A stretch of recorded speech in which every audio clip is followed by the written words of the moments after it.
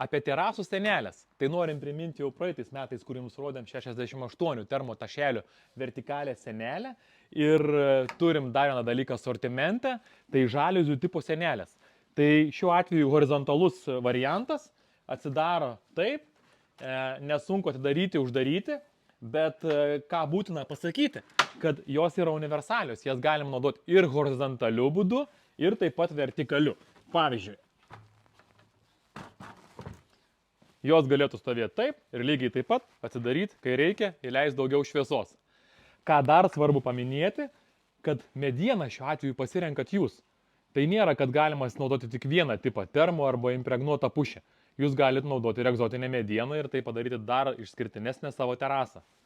Tai tas svarbu ir uždarimo tipą apsprendžia vėlgi lentutės frezavimas. Šiuo atveju tai yra žaliuzių arba kardelio tipas, bet galima išfrezuoti taip lentą, kad nebūtų to, vadinkim, lipimo viena ant kitos, o jos užsidarytų lygiai. Tai kai kam toks vaizdas yra modernesnis, galite ir jį naudoti taip pasirinkę. Kitas dalykas, voka alyva, tai šiuo atveju čia yra valnutas, bet jūs sprendžiat ir jūsų namų aplinka, kokia spalva turėtų būti. Taigi teisingai pasirinkę, pagražinsit savo terasas ir gausit daugiau privatumo.